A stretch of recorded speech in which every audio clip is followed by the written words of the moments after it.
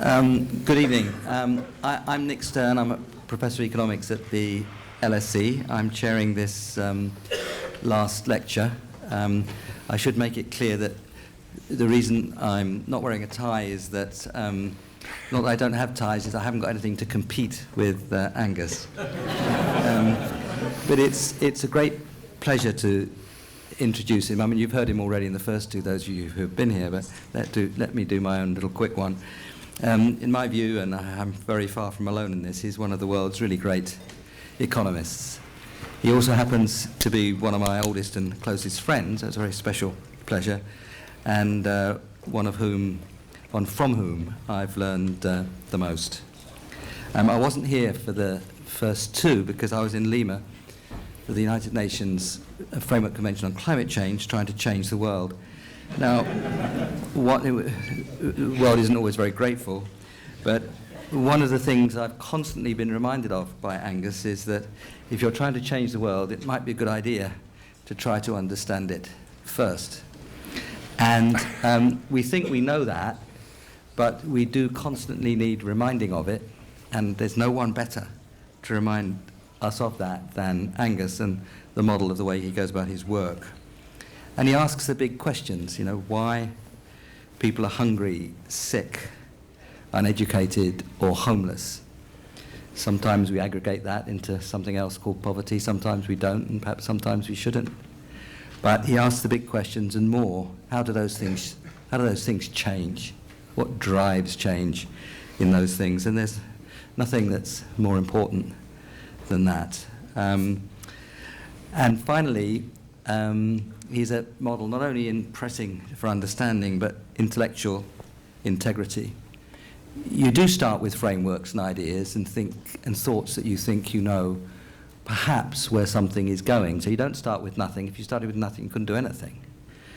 But Angus relentlessly pursues the evidence and the data, and he goes where that takes him. So in so many ways, Angus, you're a model to us all, and looking forward very much to listening to you. Thank you very much, Nick.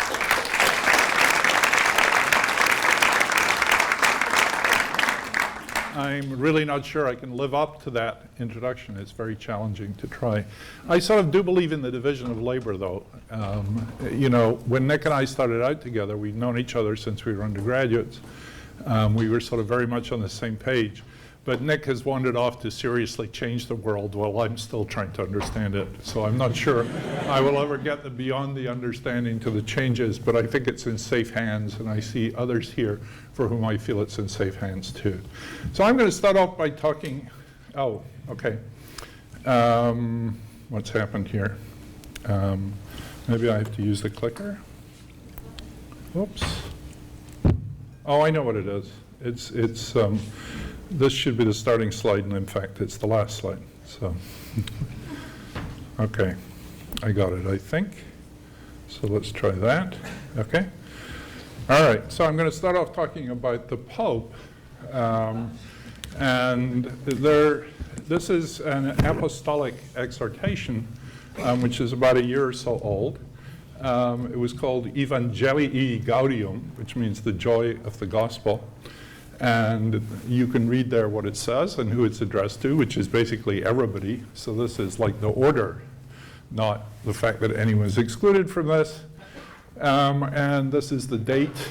I like this bit at the end.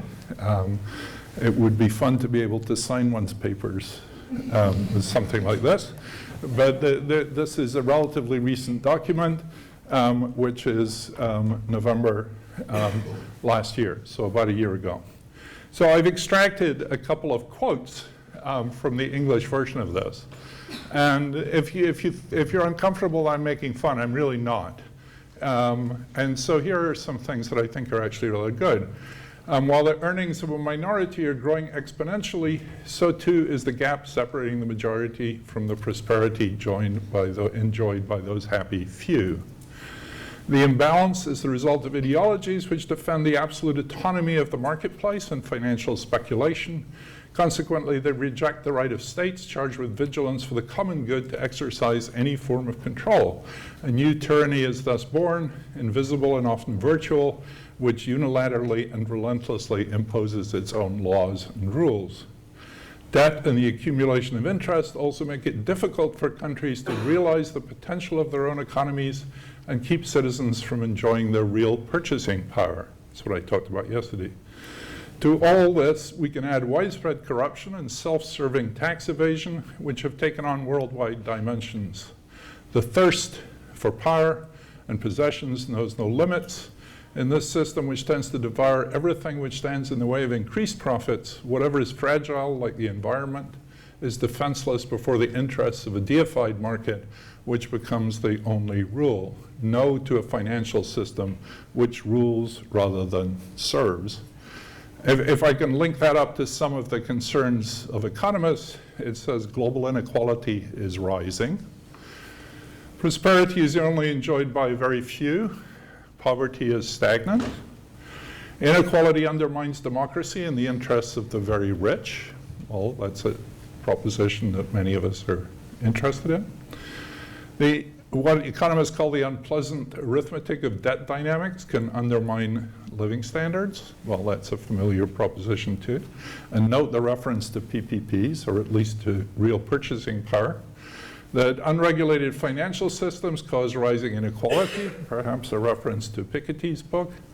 The market takes no account of externalities, of which climate change is the most important.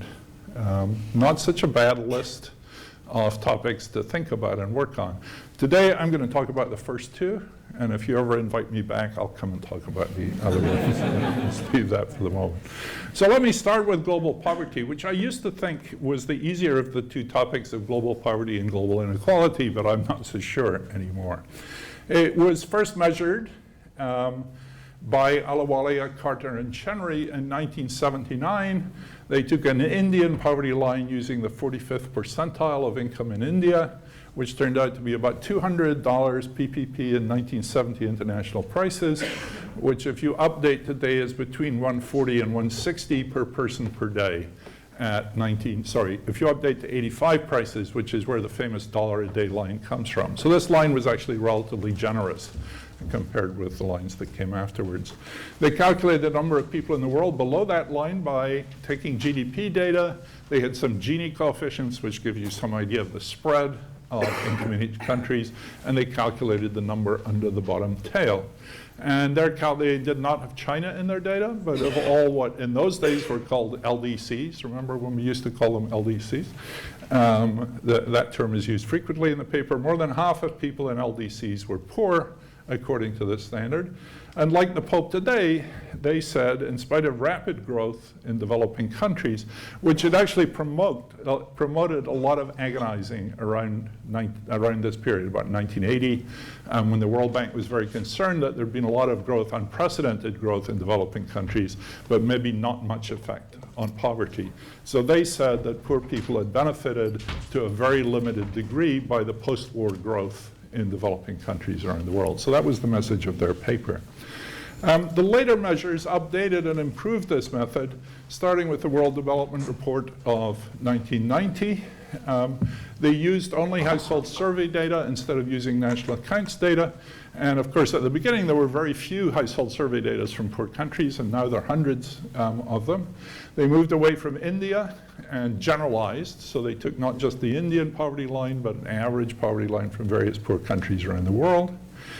And the poverty lines in PPP terms are lower in poorer countries. So this is a regularity that we're spending just a moment on. If you look at national poverty lines where they exist, in really poor countries, they tend to be very low, like $1 a day. If you take the US poverty line, it's about $12 or $14 a day, and they're strung out across the countries, with richer countries having higher poverty lines. So what they did was, in the 1990 World Development Report, they said, okay, they sort of flatten out at the very bottom. So in the very poorest countries, all these poverty lines seem to be somewhere around $1 a day per person in PPP terms. How about that for a definition of destitution in the world? And that's what they took. And that started out as $1 a day in PPP terms.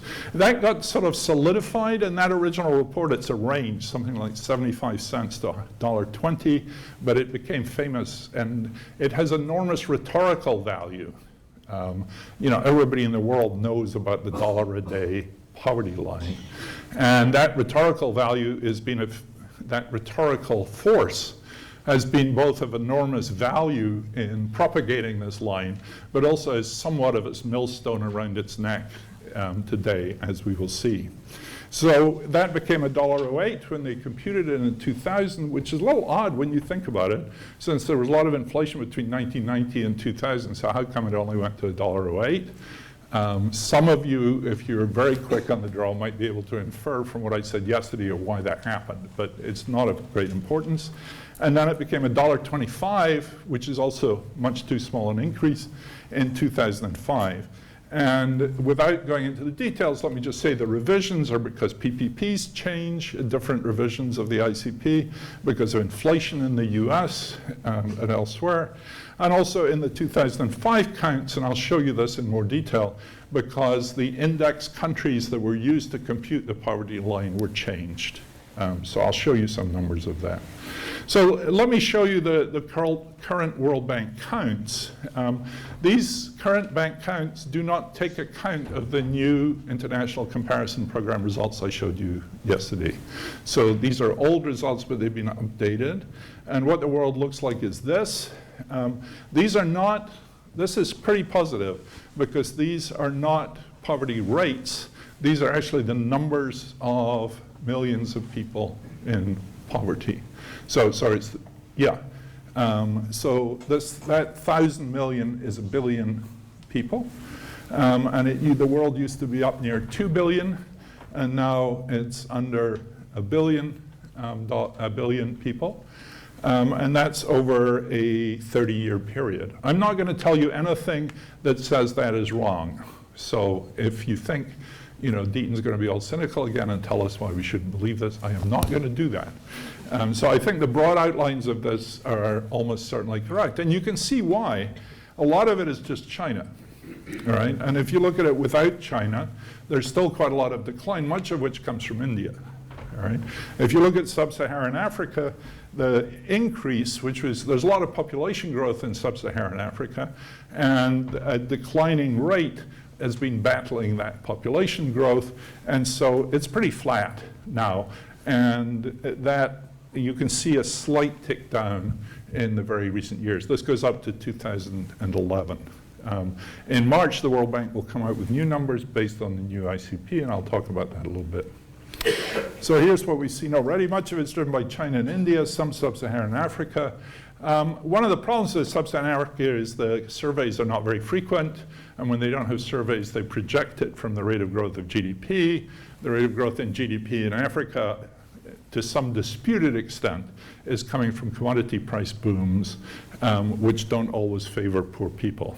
So that may be somewhat of an exaggeration.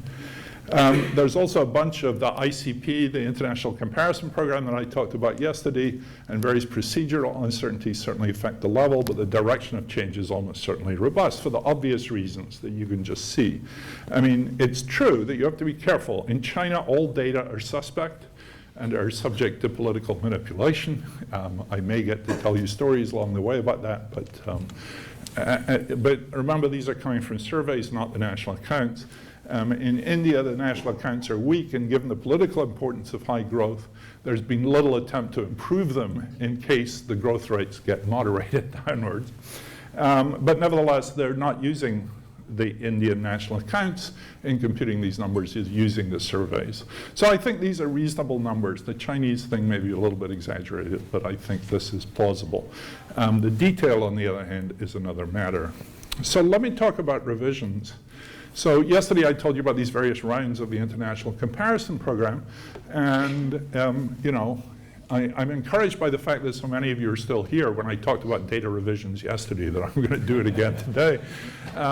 But these can be fairly dramatic if you're worried about world poverty. So when the 1993 results came in, and actually that was around the time that Nick had just moved to the World Bank, and Nick had asked me to come and look at these numbers because there was a lot of concern about what was happening then. But when they switched from the 1985 PPPs to the new 1993 PPPs, then Latin America and the Caribbean, which had a 23.5% poverty rate, suddenly only had a 15.3% poverty rate. This is in the same year. This is in 1993. Similarly, sub-Saharan Africa rose from 39.1% to 49.7% headcount ratio in the same year. There's no change in years. There's just changes in the way this is calculated. Okay, so this is a little bit disturbing. When you see these numbers, you say, wait a minute, you know, can you steady this down a bit? I mean, why is this picture going in and out of focus all of the time?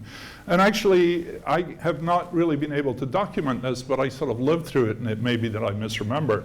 But I think this idea that sub-Saharan Africa is the world home of poverty, and the total focusing on Africa, they say, well, Asia is not really a problem anymore, it's Africa we have to focus on, had a lot to do with those numbers.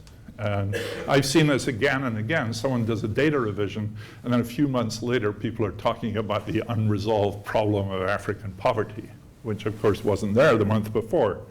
And of course, there are certainly other reasons too. So, you know, when the ground shifts under your feet, the people in the know may understand that you shouldn't really believe the numbers, but that doesn't mean they don't have a lot of effect on other people. Okay. So then there was another revision in 2005. And the ICP revision then, together with the bank's change in the poverty line, had much larger effects. So again, I'm using the same year, 1993. So East Asia and Pacific, their poverty rate was doubled, 25.2 to 50.8%. In sub-Saharan Africa, it went from under 50% to 57%. And world poverty increased by a third. So overnight, there were 1/3 of a billion people in poverty who hadn't been in poverty the night before, okay? The overall trends, I mean, the rate of poverty reduction is now at a higher level, but there's still a lot of poverty reduction going on, though the regional distribution of poverty is very different. And of course, if you go down to the country level, there's all sorts of jumping around going on all the time. Now, one of the themes of this lecture is maybe these numbers don't matter very much, because they're not hardwired into any decision the bank makes. These are for sort of popular consumption. They're for the Pope, they're for the UN, they're for Bono, you know, they're for Angelina Jolie. And they get a lot of publicity, but the bank is actually not allocating any resources based on these poverty numbers, except not formally. I mean, the bank is subject to the same flows as everybody else. So if they suddenly think Africa is the problem, then over time there's going to be more resources go towards Africa. So the public discussion is certainly shaped by these numbers. Now, remember, if you remember from yesterday, but let me just restate it, what happened in the new ICP in 2005 is it made the richer countries richer relative to the poorer countries, or if you want to think about it the other way, it made the poorer countries poorer relative to the rich. There was a big increase in world inequality. Now, if you're setting your global poverty line in poor countries, which is how it's set, this is not going to have any effect on global poverty, because after all, that line is a poor country line. The fact that the US gets much richer relative to those poor countries has no effect at all on the line, and so it should have no effect on the poverty count. It will certainly change the dollar value of those lines. And it'll make the dollar line value of these lines much smaller than it would otherwise have been, which is why it didn't go up as much as you might have thought. So what actually happened, what made the big difference, was the bank changed the list of countries defining the global line. Now, it's the same procedure as before. They just took the 13 poorest countries in the world and averaged their poverty line, but there were a different set of countries that happened to have relatively higher poverty lines, and so the line went up, and that's what put 1/3 of a billion people into poverty. Now, this is sort of an absurd calculation. Some of you may have seen this picture before. but let me explain a little bit. This is the logarithm of mean household expenditure. So rich countries are up there, poor countries are down here. The blobs have an area proportional to population, and what the blobs are here are national poverty lines. So what you see is the national poverty lines are way high for the rich countries, and they're much lower for the poor countries, okay? So that's the thing. So the procedure is, let's take the poorest countries after this thing is flattened out and take the average of those as the world poverty line.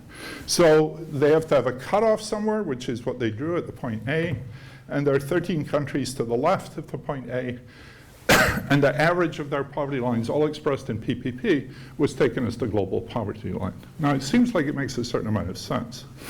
But unfortunately, facts have a way of getting after things that are not very firmly based. So there's India there. India is to the right of the cutoff. And that's because India's got too rich to have its poverty line counted. India is a middle-income country now, so its poverty line doesn't get to count. But imagine a world in which India was to the left of the cutoff. Okay? So India is to the left of the cutoff.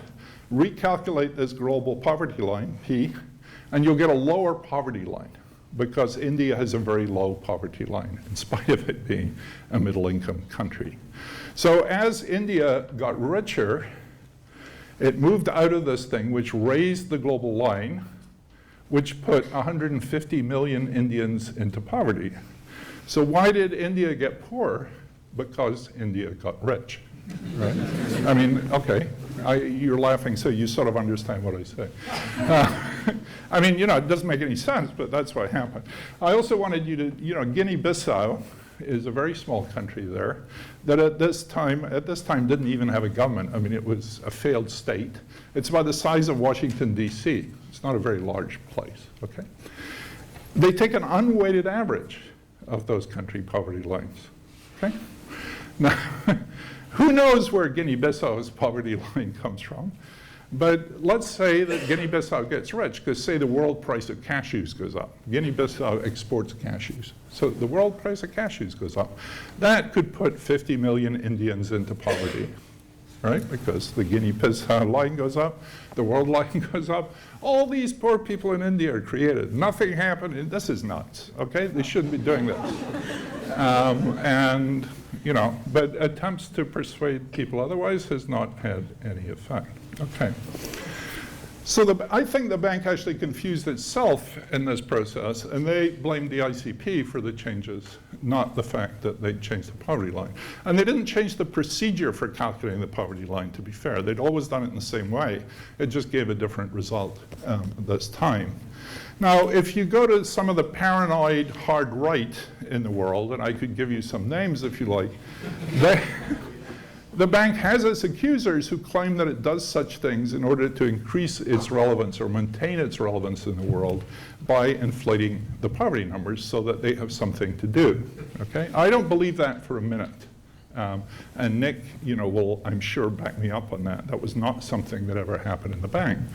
However, the chief economist at the time, who was not Nick, so I'm exempting Nick, made the following rather unfortunate statement at the time. He said, the sobering news that poverty is more pervasive than we thought means that we should redouble our efforts, especially in sub-Saharan Africa, okay? It would be just as true to say that richness is more pervasive. This was an increase in inequality. So they might as well have just said richness is more pervasive than we thought. Now that might lead to the same conclusion, so we should be more generous, especially with sub-Saharan Africa. But you know, that's not what they said. And of course, the bank does better than a lot of other places. There are real horror stories from the Food and Agricultural Organization and so on that came up with hunger numbers, for instance, based on much weaker data. And the politics of this that you're concerned about is these are the targets for the World Bank. This is how the World Bank judges itself. And it shouldn't be producing its own numbers to judge itself. I mean, that's just common sense, I think. Now, how did the numbers affect? Well, you might think this is important because reducing this measure of global poverty was Millennium Development Goal 1. You know, number one, first thing, reduce this, okay. The bank increased the poverty line and the poverty count in the middle of this process, which seems sort of an unwise thing to do. And when this happened, I was expecting a global outcry from all of these people saying, what's going on here? Sort of like Newt Gingrich did when the CPI went wrong, which I talked about in yesterday's lecture. You guys are in big trouble. Complete deafening silence. No one responded to this at all right? And that was when I began to understand that these really are not important numbers. I mean, the only people who would have been upset by this were Angelina Jolie, Bono, and the Pope. But, they're not really critical consumers of international statistics. Or as far as I can see, they're not.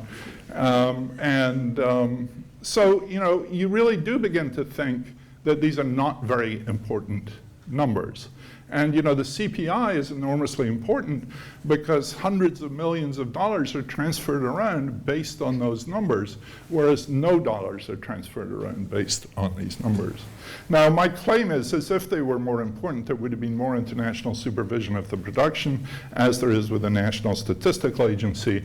They would take collective responsibility, and they would not be produced by a small group of people within the World Bank.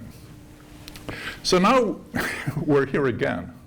There's a 2011 revision, a new ICP, and this is put the cat among the pigeons all over again. Now, what I said yesterday was the 2011 ICP has reversed much of what happened in 2005. So now, if we hold the $1.25 poverty line, global poverty will fall by more than a half. So if you stick the $1.25, the PPPs are now much smaller than they were before. That makes all these poor countries relatively richer. There's a lot fewer people in them under $1.25, and we go from 1.3 billion down to about 600 million, okay? So, what Kaushik Basu, who's the chief economist of the World Bank, ought to be saying is, that I wrote this speech for him, he's not going to give it, the inebriating news, not sobering, but I guess inebriating is the opposite of poverty, of sobering. The inebriating news that poverty is less pervasive than we thought means that we should halve our efforts, especially in sub-Saharan Africa. Well, that's very funny, and it sounds like a joke, but you might want to ask yourself pretty hard, why did they say the first thing and they don't say the second thing? And then, you begin to wonder whether some of those cranks have a point. And I think it's certainly true. There's an asymmetry that the bank is much happier to live with a big increase in world poverty than it is to live with a big decrease in world poverty. And the bank has been stalling on what it's going to do with these poverty numbers and is not going to make a decision until sometime next year. So these numbers have now been out. The IMF has endorsed them, built them into all its policy making. The bank has put them in the World Development Indicators, but there's no appearance of them in the poverty numbers yet. So there's a bunch of options that they could do. You could hold the global poverty constant, which is probably a sensible thing to do, but then the line would have to be increased to more than $2. That's not really politically palatable either. I mean, you bring the line up, but now that the poor world is richer, that would hold the number of poor people in the poor world about the same, though there still will be major changes across countries and around regions. The World Bank's not decided to do. They may just decide to ignore the new ICP. And there's no indication that I've seen for those who are designing the new Sustainable Development Goals, as they're called, understand that the poverty measures are in such turmoil, or to be cynical, that they would care if they did. Right? I mean, to me, nothing depends on these things, so why does it matter whether you can measure them or not? One thing that I found quite encouraging is, I talked about the deafening silence in 2005. There has not been a deafening silence this time. And so I was surprised and pleased by this, so that it seems to be connected to more things. So the Center for Global Development in Washington was very active in noting the changes and their consequences. And they quickly calculated the implications for poverty and wrote about them on their website and caused quite a stir. Very useful function.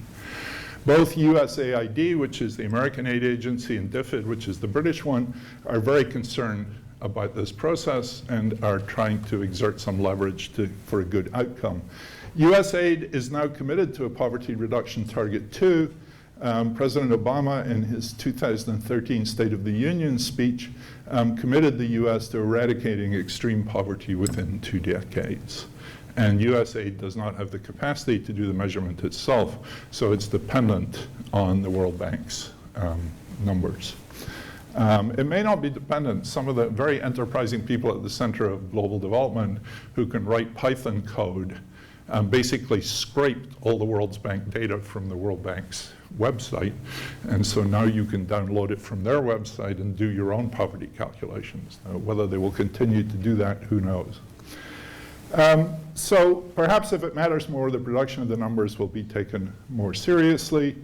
The global line, that's the average of poorest country line, is broken and needs to be replaced.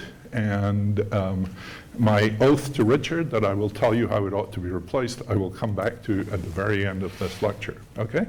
But in the meantime, first I want to go on to talk about the inequality question, which concerned the Pope, rightly concerned the Pope so much.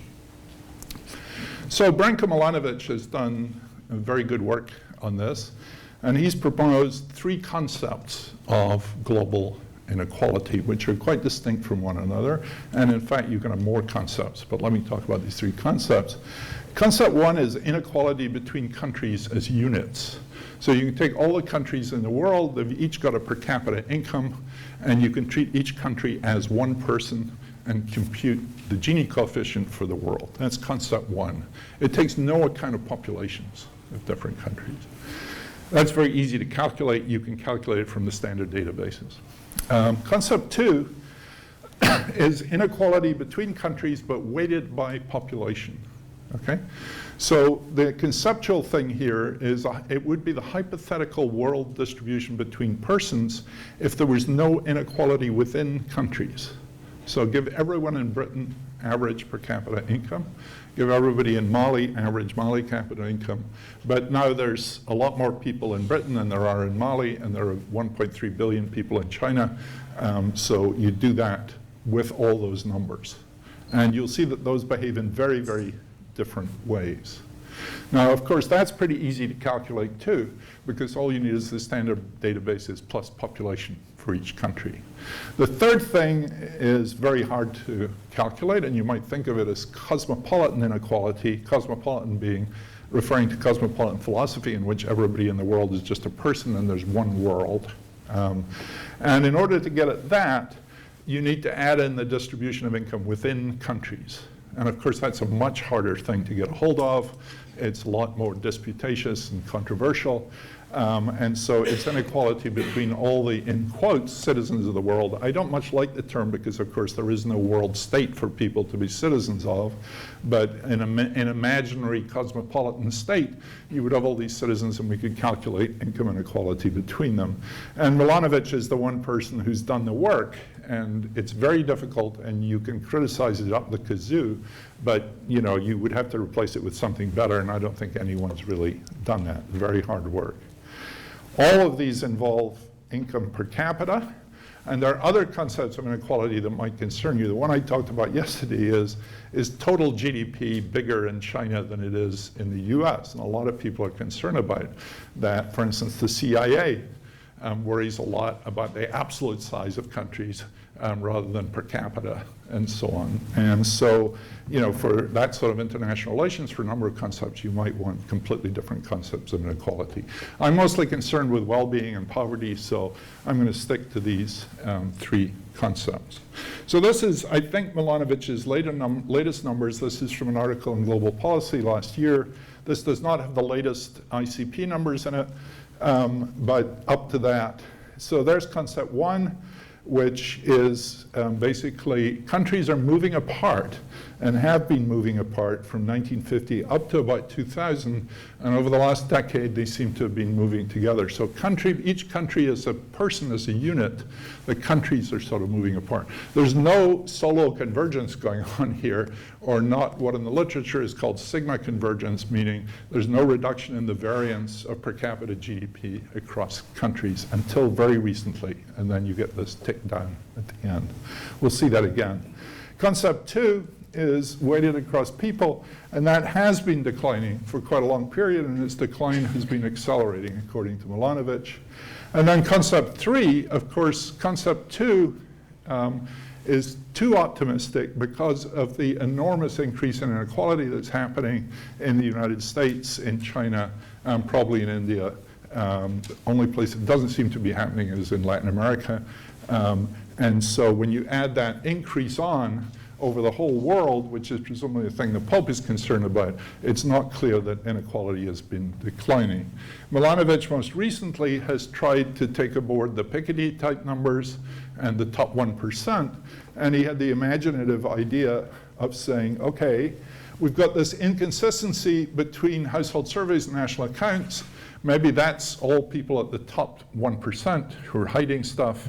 Let's attribute it to the very top of the income distribution. That's an extreme but interesting calculation, and that puts the world Gini up to close to 75%. So that's, even higher.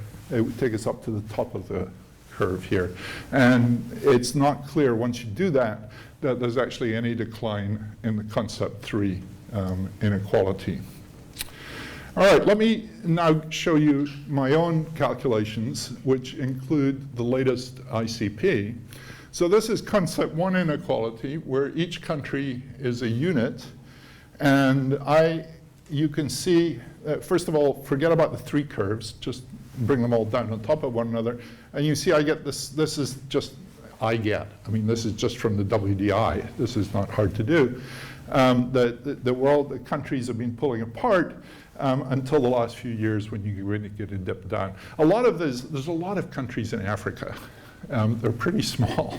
They've been growing fairly rapidly over the last decade, and that does a lot of this turnaround in between countries. That's why the world is getting closer. Now, the other thing is I'm showing you 3 different ICP rounds in here, 1993, 2005, and 2011. Notice the 2005 is on top, and there's been some retrenchment in the data that came out this year. So this is what I was talking about before. The 2005 data made the world a much more unequal place, and then it's made it more equal again in the revision. It hasn't come all the way back, but it's come some of the way back. So the trends in this, again, are fairly clear, and they're probably roughly right, but it's only concept 1 inequality. This is the standard deviation of logs, which is a convenient number to use. Now, what happens if you weight by population? So you look at all the people of the world ignoring within country. Well, it goes in exactly the opposite direction. And that's pretty obvious too, because you've got these 2 enormous countries, India and China, which are moving off the bottom of the world up into the middle class. And so there's 2.5 billion people, which is 2.5 out of 7 or 8 in the world. And they're moving from the very bottom up to the middle, and that's a very strong force for bringing global inequality down. And that's what you're seeing here.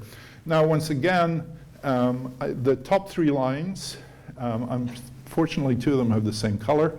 The green one, the 93 ICP, then massively expanded in 2005, and then has contracted back again in 2011.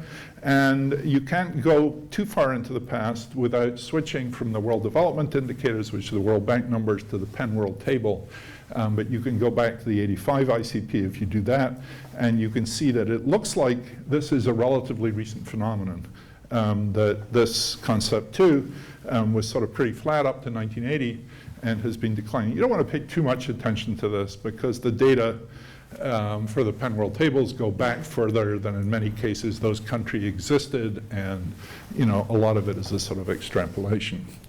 If you want to convert to Gini coefficients, it changes the general shape, but you've still got this. This is still all concept 2.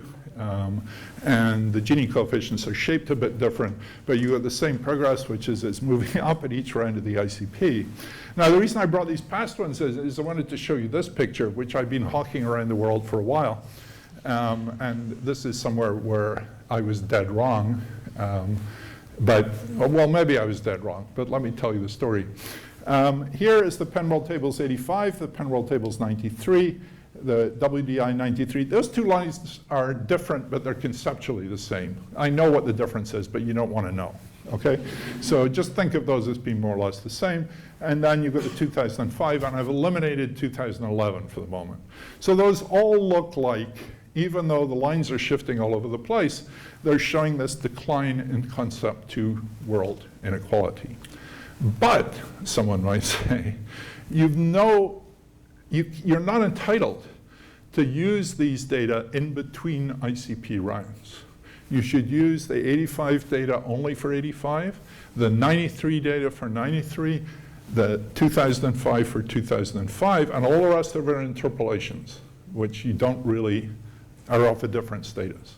So the black dotted lines connect up 85 with 93 on the Penrose tables, and then 93 with 2005 in the World Development Indicators. And I've reversed the direction of concept 2 inequality. So, you know, what I've been saying until the very latest data came out is that we don't really know. Even concept 2 inequality could be going up rather than down. And there's all these uncertainties on top of this about the Chinese growth rate. Do we really believe it? All that sort of stuff. Okay.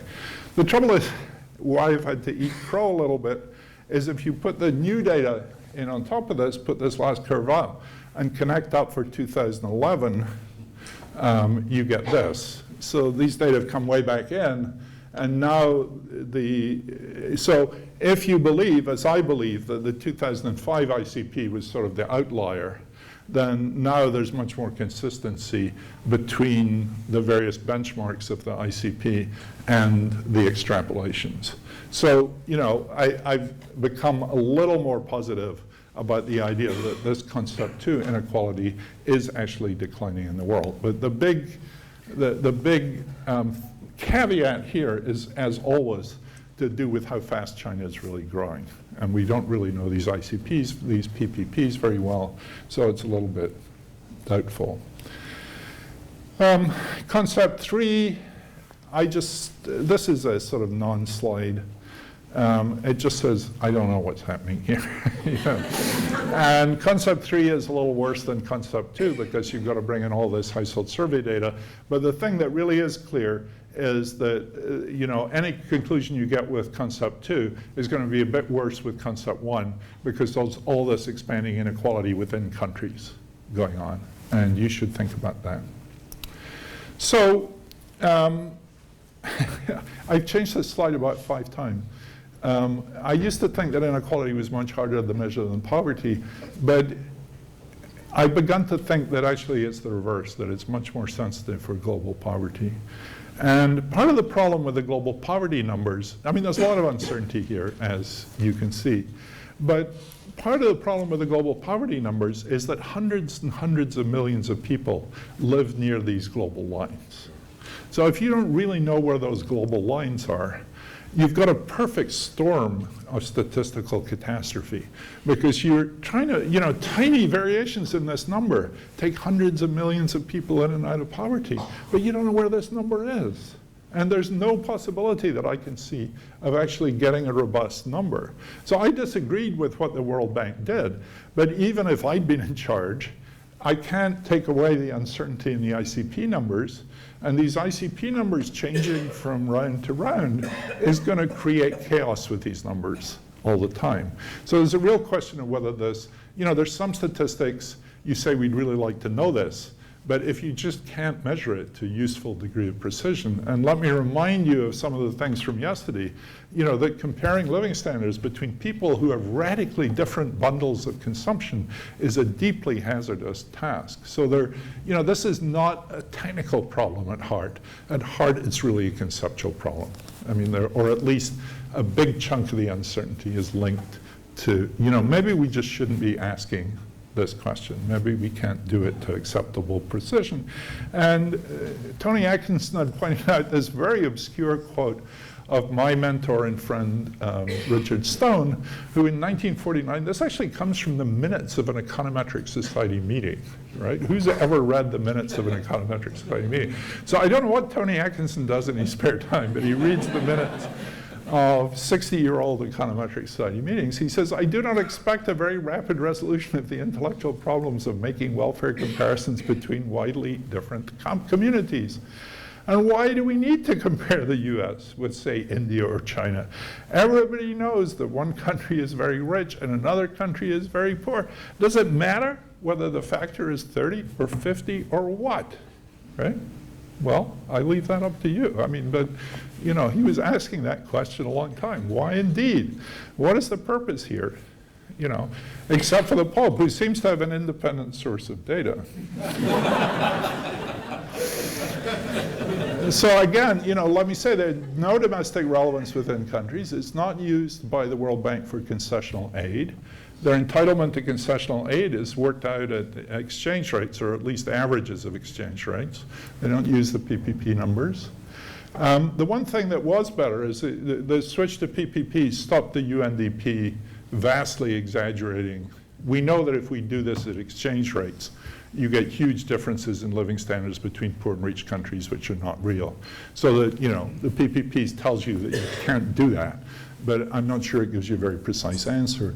They play a very minor role in determining IMF quotas. The IMF quotas are set by very complicated formulas, which have a little bit of PPP in them. Do the global poverty counts and inequality measures have policy relevance? They're certainly used by activists and IFIs to argue for more money for aid. And I think that's sort of why they're uncomfortable about living with a big reduction in apparent poverty, because it seems to undermine the case for aid. They're part of the MDGs, or the new SDGs. Now, I know there are other people who are much less cynical about those than I am. But you know, the argument, I suppose, in favor of them would be that they've stirred up a lot of interest in these problems that wasn't there before. But you know, these are not targets that anyone has any responsibility for meeting. No one gets punished if those targets are not met.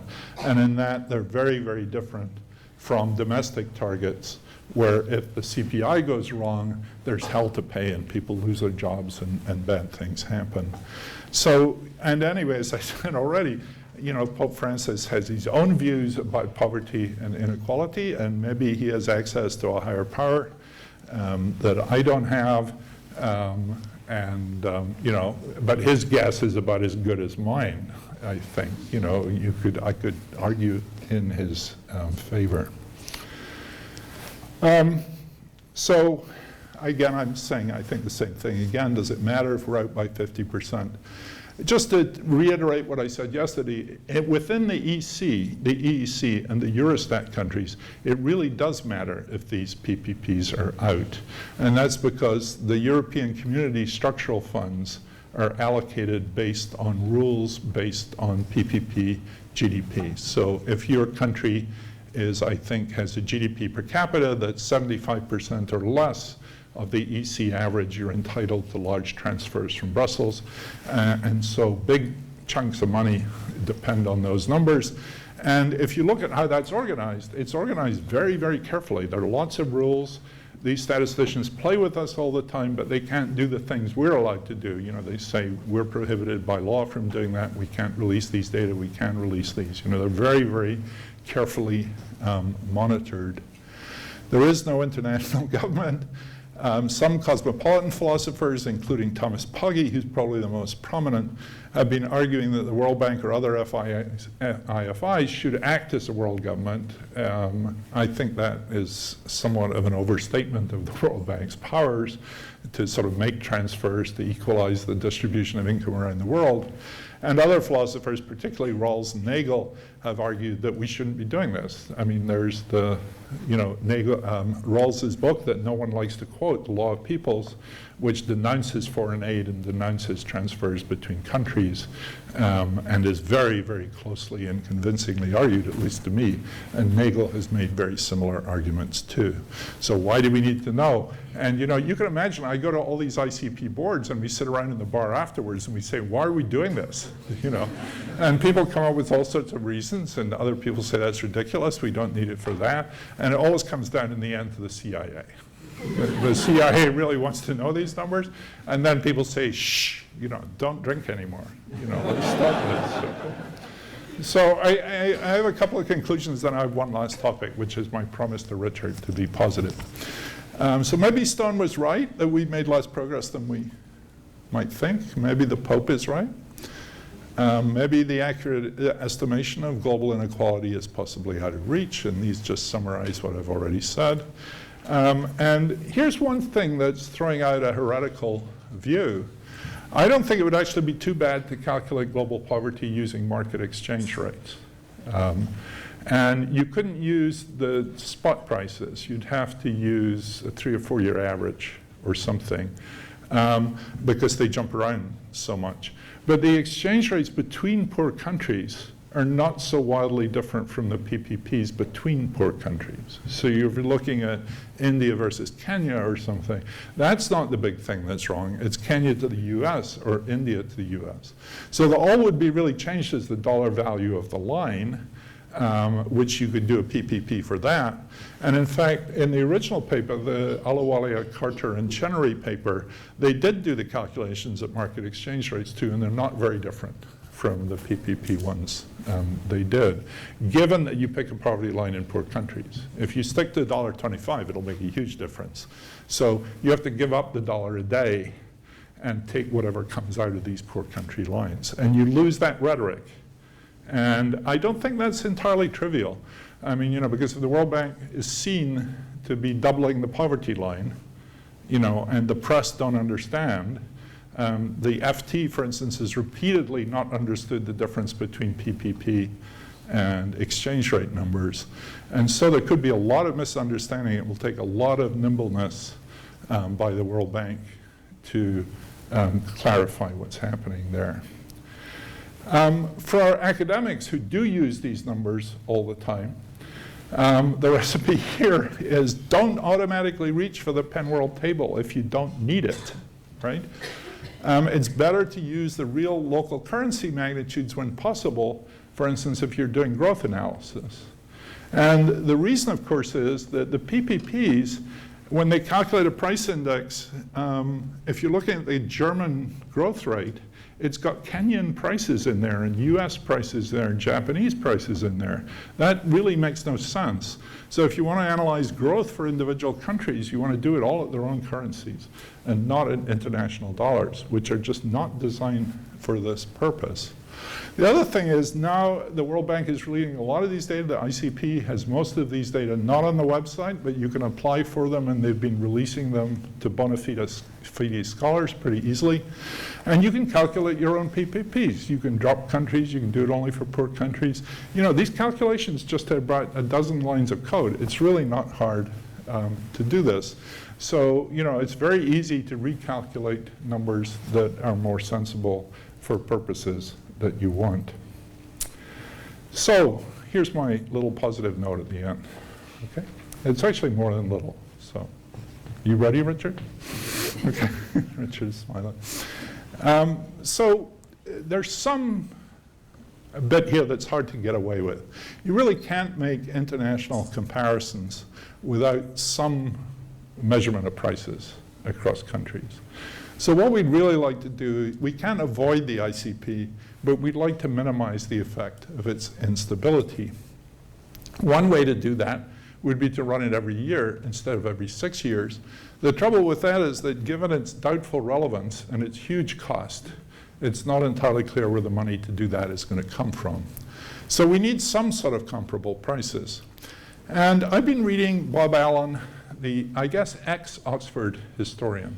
He fell afoul of being compulsorily retired and is now teaching in Abu Dhabi, which seems to me a terrible scandal, but I'm not here to comment on university retirement policies in the UK. But to me, he's one of the 2 or 3 really, really great all-time economic historians.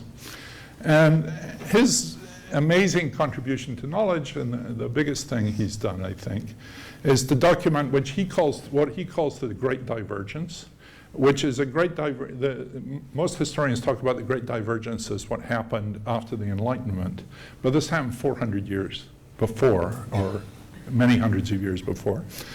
And Alan had the wonderful idea, you know, if you're sitting in Oxford College, I think this occurs to you after a while, not actually in Nuffield, but in other Oxford colleges, that down in the basement somewhere, they have all the wage bills for the carpenters from the 14th century or whatever, you know. So you can go down there and dig all these amazing wage numbers out. So you can figure out what laborers got paid and what carpenters got paid and what the masons got paid for hundreds of years. And Bob actually realized that you could do this in lots of cities around the world because there are these long-lived institutions in many cities that have these records, and you can do this. So he did this for a whole bunch of cities, including London, Amsterdam, Vienna, Florence, Delhi, Beijing, and other cities around the world. In fact, there are dozens and dozens of cities in the full account of this. Now, of course, he's got these wages, and they're not much use without prices. So we're back to the problem we're looking at. And he's got a real problem here because, you know, we're having trouble over a few decades. He wants to make this work for 400 years and over all these countries in the world and using very imperfect historical data. So what he did was he went back to the budget studies of Davies and Eden in the 1790s for Britain, and he figured out what people were actually eating in Britain at the end of the 18th century. And he constructed these baskets. And you know, there's a list of what was in these baskets. And one of these baskets he calls a respectability basket. And the other one he calls a subsistence basket. And there's like a northern basket in which it's, you know, Scots people. As he points out, Dr. Johnson said, you know, that oats are fed to horses in England, but in Scotland they're fed to people. And he has a Scottish basket which has oats instead of bread in it or something. And he makes this work across space and time with obvious substitutes for the local staple. So the English people drink beer and the Italians drink wine and olive oil for butter and so on. So they're arbitrary but obviously sensible substitutions. This is also much helped by the fact that most staples have pretty much the same calorie content. So wheat and rice per kilo have about the same number of calories. And what he then calculates is he takes his earnings, he calculates how much a carpenter would earn in a week or a month, and then calculates how many baskets they could buy. And he has to make various assumptions about family size and things like that. So he calculates what he calls welfare ratios, which are the numbers of baskets that can be bought with these earnings. And then he gets this great divergence. You probably can't see the yellow line here, or maybe you can, but these cities are London and Amsterdam, which are the red and blue ones on the top. This just comes from one of his papers. The ones on the bottom are Vienna, Delhi, Florence, and Beijing. And what you've got here is they're all doing pretty well. You know, you could actually have 3 times the subsistence bundle back at the end of the 14th century. But by 1850, and in fact before 1850, everybody but London and Amsterdam are being hammered down to subsistence. And, you know, for the people who were being, you know, attacked by the colonial powers, you can see what that happens. But the Spaniards, I mean, the way Alan puts it is that the Brits and the Dutch won the age of empire. So they come out of this gigantic tournament really wealthy. And these people had all sorts of luxuries in their diet. They were beginning to consume sugar and all sorts of things that hadn't been there before. And then he goes on much more controversially to tell a story of the Industrial Revolution based on high prices in Britain, a story of the different settlement patterns in North and South America. North America was settled by rich Brits, where South America was settled by starving Spaniards. And he argues that you can explain all the stuff that people have been explaining by institutions by relative prices. You know, a much more standard economic, old-fashioned economic explanation. So he actually makes a very daring suggestion that we use these today. You know, he says, well, this subsistence bundle is not great, but, you know, it's transparent. And, you know, when you see the slides I've been doing about how these poverty lines are established, why not just make a sort of list of goods and make these substitutes? Is this feasible? So it bypasses a lot of the problems with the ICP because you don't need prices for education, health, government services, or other difficult items because they're not in the bundle. It's a very much bare bones, stripped down subsistence bundle. That, of course, has its drawbacks too because people consume stuff that's not in those baskets. But nevertheless, maybe what you gain in lack of completeness, you lose in lack of completeness, you gain in transparency. You've still got quality problems, but they're relatively contained in trying to price something like a customary bundle for a poor person. Now, one test, a really extreme stress test on this index is to say, would it work in Britain now or in America now? And this seems absurd. And also one of the strikes that's always been held against the dollar a day line is people say it's supposed to be adjusted for international prices, but there's no way you could live in Britain or there's no way you could live in the United States on $1 a day. Well, here's the calculation. So here's Allen's subsistence bundle, which comes from 18th century consumption patterns apart from propane. And I'll tell you about propane in a minute, but you get like a kilo of rice every 2 weeks. You get a kilo of rice every 2 days. 185 kilos. You get some dried beans. You can get some beef and butter, vegetable oil, some soap. Remember, this is 18th century, so you get some candles and some lighting oil, and you get a 3 square meter of cotton cloth in a year. And heat is a bit hard, right? Because Allen puts coal in his bundle. I couldn't price coal from the ICP because they don't collect it in the US anymore. And in fact, energy is really hard. Because if you live in a cold country, the 2 million BTUs that Allen allows would not heat you in the United States. But remember, most of these countries, you don't need 2 million BTUs to keep warm. Also, what is interesting about energy is that if you're connected up to the gas mains, you can get this really very cheaply. I mean, it goes down to $24 from $156. But if you don't have a house, or a connection to the mains, and you have to buy it, using propane or calor gas or whatever it's called here. You get a canister. It's a very expensive way of getting heat. So that overstates things. So I just evaluated, these are using, the nice thing about the ICP 2011 is you actually get the average prices for each country for items. So they're not indexes or anything. It says how many dollars people paid for a kilo of rice. And also the other thing nowadays is you can do your own ICP because you can just go on Sainsbury's website or something and find these prices. And actually there's a project in MIT called the Billion Price Project, which is actually scraping prices from every website of every store in the world they can find. And so gathering just an enormous volume of prices. So there really are new ways of calculating these data. Adds in 5% for rent. So what does it turn out to be? It's $2.79 per person per day. Okay? Okay, I'm not saying it's luxury. You'd have a hard time on this. You'd have to sew your own clothes. And there's no thread in here.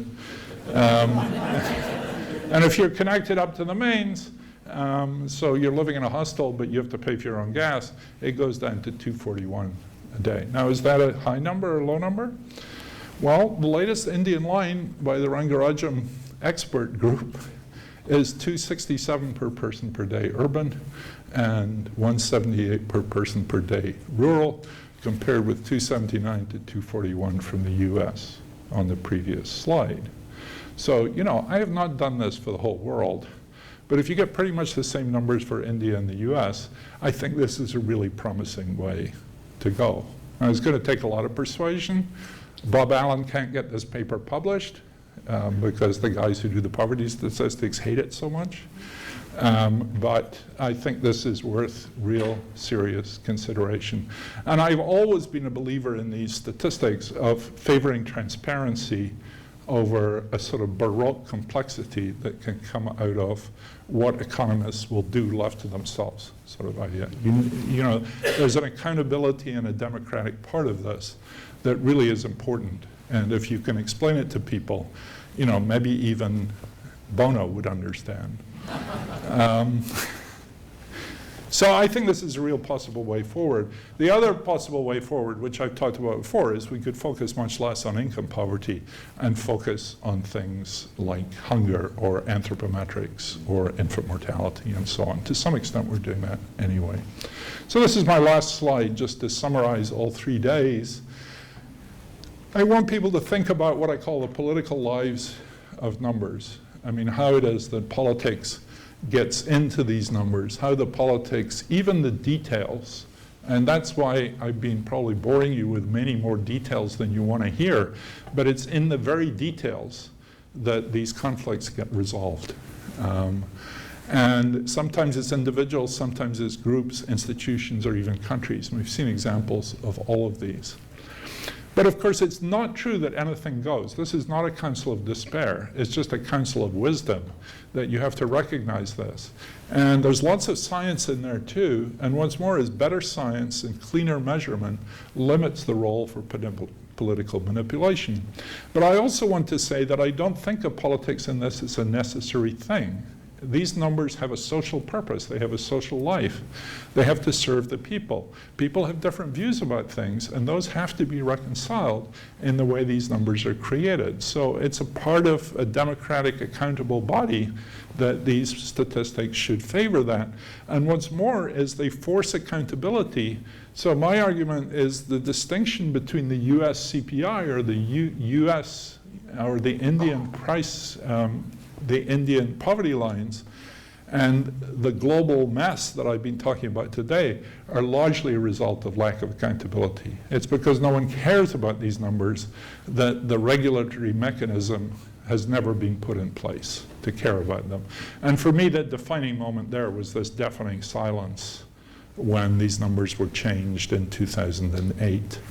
Now, of course, if I was giving 3 more lectures, there are lots of other great topics in which you can talk about here. I mean, census counts are enormously politically sensitive and contested, and there have been wonderful stories of competing political interests in science in the United States over various censuses, particularly the 1980 census.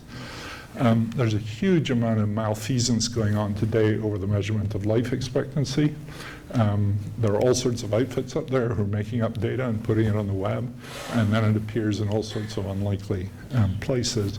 So the poverty and inequality examples I've given in these lectures are really just 2 examples of what I think of as a very general phenomenon. So thank you very much.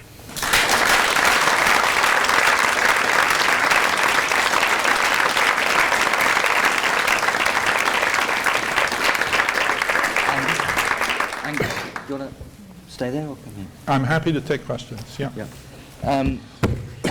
Under your chairmanship. Yeah, I'm just going to abuse the chair very slightly to ask questions because you force, someone's been studying development for nearly 50 years and you're trying to think your way back to what you saw, what you read and what the conversations were. Let me just remark about 2 things. I actually think that people's attention shifted to Africa and worrying about Africa for reasons probably not much to do with the poverty numbers. India and China, were independent about 20 years before most of Africa, and you saw Miral's very influential, disappointingly influential book, Asian Drama, since it wasn't very good, focusing very strongly on Asia as irredeemably stuck for all sorts of sometimes patronizing reasons about ideology and inability to change and acceptance and so on. But you saw people writing about Asia when it was independent for those 2 decades before Africa was independent, and what was happening in Africa actually under colonialism didn't get that much cover. And then you found, of course, big, and we used to teach development by saying that Asia was land scarce and Africa was land rich, and so on. So there was a feeling at the time that the disasters were in Asia. And then, of course, after independence, you had different kinds of reporting, and famines in Africa were reported much more strongly than they were elsewhere. So I'm absolutely with you that there was a shift in attention, but I'm not sure it had to do with poverty numbers. The second thing was the World Development Report 1990, and it was a very big event, and it's difficult to convey because you see World Development Reports and poverty numbers all the time now. The World Development Report 1990 was a big event. It was, as Angus explained very clearly, the first attempt to do this in any systematic way, apart from the earlier studies with Ahluwalia and Chainery and so on. And it wasn't a political thing. Remember 1990 was the end of the towards the end of the Reagan-Thatcher era. It wasn't driven. They weren't particularly bothered about poverty. And I think it was really a hangover from McNamara, because Chainery was very much McNamara's chief economist. And McNamara had a passion for measuring everything, the body bag counts, and you remember all that stuff. And Chainery was very much in that spirit. So I think it was in some ways not a strongly world political event, that. And many of us attacked, it was Lynn Squire who did most of that, wasn't it, Angus? Who was in charge of the overall? Yeah. And many of us had a really strong go at Lynn about doing this at all, for the reasons that you described. There's so many people around the poverty line that any shift around in it was bound to have an enormous effect. Secondly, that if you've got 50% or whatever it might be below a poverty line, it actually can't be the most important line, because what about all those people right down below? I mean, there's a sense in which it's missing very important things that should consume you much more than the people around the poverty line. And all these examples, all these arguments were put. But and of course, as you've seen in coming back to Alan, you sometimes do much better by looking more closely at what people can actually buy, and that's much easier to understand that than some great poverty line with too many numbers in it. And so Lynn Squire got quite a lot of flack, including from myself and others, I mean, not publicly, but privately. Yet, looking back, and the Millennium Development Goals, which grew out of this kind of thing before long, I think that period wasn't that bad. And the Millennium Development Goals, let's remember, there were 7 of them, of which poverty, the income one, was just 1. So I think it did lead to focus, and it did not lead, actually, to too much focus on the income side, although it led to some substantial focus on that side. But the other dimensions really did get a look in. Sure. So looking back, I think that period, 1990 to 2000, saw intelligent discussion, focus, and then somehow, and Millennium Development Goals, which really did ramp up focus on development, but it sort of got stuck, and people started mesmerizing about the poverty line itself. It sort of got a life of its own, which led into all the kind of difficulties you've explained so well. So it was something that sort of took over in a way and distorted, even though for a period of 10 years or so, it may not have been so bad. And I wondered, looking back, what you thought about that. Yeah. And put Africa and Asia to one side. I agree with some of that, not all of it. I mean, I think there were many other things in Africa. I mean, Africa grew relatively quickly up until about 1980, and then it fell off the end of the world. So those are their own statistics, not just the PPP statistics. So there were a lot of other things going on. I agree with that. But it's interesting. I mean, you say the 1990 World Development Report was not political. It was intensely political for the reasons you've just said, because it was a renunciation of the Reagan years, which had very heavily infected the bank. I first went to the bank in 1979, so I was there, as a consultant and in and out through most of the 80s, and it was all about getting the prices right. No one was interested in measuring poverty and so on. So that World Development Report was more like saying, hey guys, those years are behind us, we're now back to focusing on poverty. So, I mean, I agree it was not political in the detail, but it was certainly a change of direction for the bank in the Reagan years, where Ann Kruger had been chief economist and so on. And there was a very different flavor of the bank doing its business during those years. So I think it's always political and not necessarily for the worse. Yeah, no, we should open up, but what I meant was it wasn't political in the sense of determined by a conspiracy of those in power. It was a reaction. Yeah, exactly. Yeah. I don't believe in conspiracies. I think conspiracies, there's plenty of political effects out there without talking about conspiracies. No, but it was reactive rather than determined by, I think that's right. Let's open it. Lady here, please. Abigail Foran from the tablet. I was very interested. Sorry. Thank you. I was very interested that you've chosen Pope Francis' Apostolic Exhortation as the starting point for your very interesting lecture.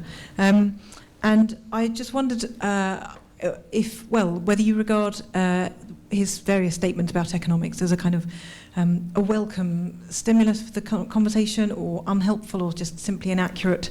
Could you sort of summarise, really, what's your view of Pope Francis' input into the conversation, the global economic conversation? Angus, can we just take a couple more just to get things? Okay. Thank you. And welcome back, Abigail, I should say. Okay. Please. Shifting the topic slightly to the issue of international comparisons of local inequalities within countries, taking up the issue of income inequality in America or England or India or wherever. Do you think the statistics that are produced for that internationally for the approximately 200 countries in the world are sufficiently robust to test out hypotheses like whether greater inequality causes less life expectancy? One more, then Angus. Please, lady there in the middle. There. Just here.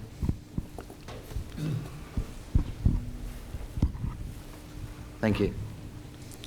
I wish to bring the attention to the case of ethnic minorities who are oppressed by their own governments. So here is a case of inequality or poverty. I don't want to pronounce those words. It is there. For example, in Sri Lanka, in the last 65 years, 67 years, the ethnic minorities have been politically and economically oppressed, and now they are very, very poor. I mean, they don't want money from others. They just want to be left alone to find their own means, which the government is not allowing. Okay. What about those people? Let me start with that and work back. I mean, I actually think that economists have tended to focus too much on income inequality and not as much as they should have done on inequality between groups. So I'm with you on that. I just don't have anything to say about it. I mean, I agree with you, but it's not the topic of my lecture. The income inequality within data, within country income inequality data are very uneven. They're very difficult even in the best data sets in the world, like the US. They're getting better as more and more people work over those data, and as the tax authorities are letting more people use their data. But it's very, very fraught and difficult field. And you get huge changes in measured income inequality when, for instance, they change the questionnaire design in the way it's measured. So with care, there's obviously an enormous amount of work going on. The cowboys that pull data from the web and run international regressions, I don't think that work is worth the paper it's written on. I think the evidence that income inequality compromises life expectancy is of that nature. I think it's just wrong. I don't think there's any such evidence. But the data are not good. That's clearly right. And that's one of the reasons why the concept 3 inequality, which depends on within country inequality, is the hardest of all, and why I didn't talk about it very much. What do I think of Pope Francis? It would have been better if he'd had someone make his speech consistent with the international data, or explain why he didn't like the international data, instead of just sort of playing into this populist belief that everything is getting worse in the world and the world is going to hell in a handbasket. But otherwise, I sort of like that statement, as I hope made clear. I think those are things in different language that we are all worrying about and should be deeply concerned about. And the act that the financial sector is not under control, and that income inequality deeply corrupts democracy is something I worry about all the time. And I think it's been still understudied, and political scientists and economists ought to work on that. So I like the statement, and it's very good to have a pope coming in on the right side of those issues, I think. It would be better if he tried to get his facts right, but you know. And the papal infallibility is a joke, right? I mean, the Pope is only speaking infallibly when he says he's speaking infallibly, right? And I don't think he said that. So we got a good ex-Catholic there who's confirming my interpretation of the infallibility doctrine. So he never said that this was infallible, but he's got people working for him, and they could figure this out. He could call up the World Bank. Anyway. Yeah. He's quite good on externalities and climate change also, right? Well, exactly. I mean, I thought the climate change one is exactly the right thing to say, and I put that there because I thought you'd like it. Yeah. There are two more very short questions because we're almost out of time.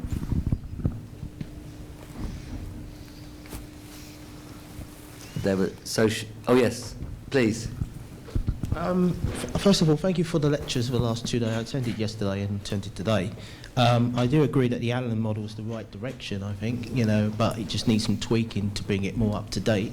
Instead of saying like meat and beans and so on, let's put that down as carbohydrates, protein and so forth. Sure, yeah. And instead of fuel, put it down as just energy consumption.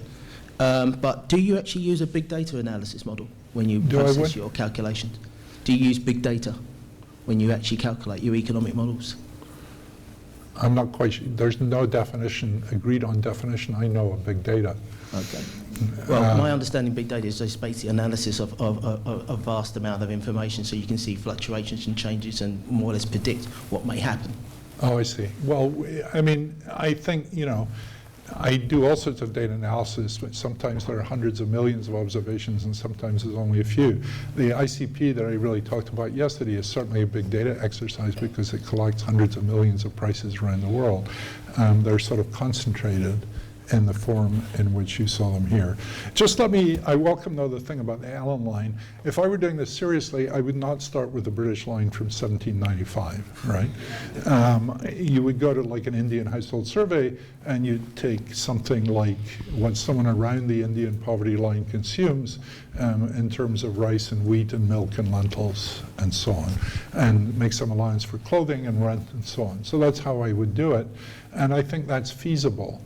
And it really ought to be done. So what I was showing you here was sort of like, hey, if I take a line from 18th century England, I price it in the US today, and then it comes out to be the same as the Indian poverty line, I think that's a pretty amazing thing. And it does suggest that this could be made really quite robust in a way that could be really quite useful and very transparent. External political influences on the figures as well, because you're getting straight data from source rather than any manipulations from any outside sources that want to project, like say China's influence or wanting to show that they're better than what they actually are at the moment. Yeah, you haven't been able to do that in the ICP before, so one great revelation with the 2011 one is that they had a global list of 1,000 or so items, and you can get the raw prices on that. So it says, Kenyans on average in 2011 paid so many shillings per kilo of rice. And those data are a bit sparse, but there's a lot of data there and you can use them. And I was amazed trying to fill this in, just how easy it was to go to supermarket websites in various countries and get some idea of whether I was looking at the right number or the right units, for instance. I mean, 20 years ago or 5 years ago, that would have been essentially impossible. Anyway, thank you very much. Angus, we should stop.